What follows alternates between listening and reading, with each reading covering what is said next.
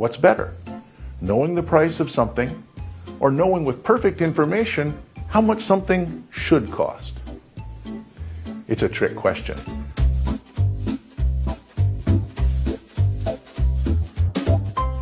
Suppose there are two farmers, Al Truis and Mo Cash for Me. Each of them has 500 acres of land that could grow either corn or soybeans. Suppose I ask what their plans are. Both of them text back, I don't know. Now suppose we've borrowed a crystal ball from some genie, and we know everything. Among the things the crystal ball can tell us are that Brazil has had a terrible summer with drought and then late floods that wiped out 40% of their soybean crop. It also tells us that new uses for soybean curd have pushed up consumer demand for soy paste all over Asia. Meanwhile, corn crop yields have hit record highs all over the world, and at the same time, several countries ended their corn-based ethanol programs, leading to an extraordinary corn surplus. Our first farmer, Al, has to decide what to plant. Al never wanted anything for himself. All he cares about was doing what was best for all of humanity.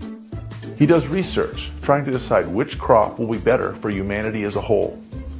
But it's hard for Al to determine what information is most relevant, because he doesn't trust price information, and the knowledge that he needs is too dispersed, too specific, and too hard to learn. Now, Al knows a lot, but still not enough. He's stuck at I don't know. So he makes a guess, plants corn. Al's put a tremendous amount of time and resources into his research instead of focusing on what he's good at, running a farm. As a result, he doesn't get much corn planted, has a hard time selling the corn he does produce. He has to sell for very little, and he ends up bankrupt. Let's look at Mo's experience. Since he cares only about profits, he focuses on prices. In early February, the price of corn futures falls sharply. But soy futures indicate that prices for soy delivered in August should be excellent. Why did this happen? Mo has no idea, and he couldn't possibly care less. Mo sells a large soy futures contract to lock in the high price and plant soy on every square inch of land that he owns. It's a selfish bet, one that'll make Mo a lot of money.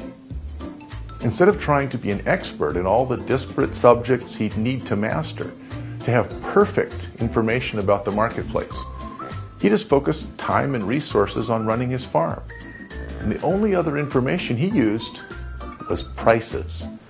So he produced a lot of soybeans and did well for himself.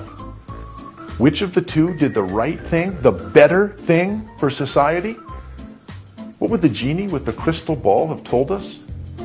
The genie would have looked at the glut of corn and the shortage of soy that made it so valuable and told us what people need is more soy. But of course, there's no such thing as genies in the real world. Information is too dispersed, too complicated to solve the IDK problem through research. There's just too much to know. Fortunately, farmers don't need a crystal ball because prices do exactly what we were hoping that the genie would do. Farmers don't need to know why a price is high or low. And in fact, no single person could possibly explain it fully. But by growing the crop that produces the greater profit, farmers can produce the crop that solves the shortage, meets the demand, and satisfies the requirements of innovation. It's impossible to attain perfect information about the entire marketplace, which is changing all the time. Prices are a way of condensing all that information into one easily understood signal. Almost like magic.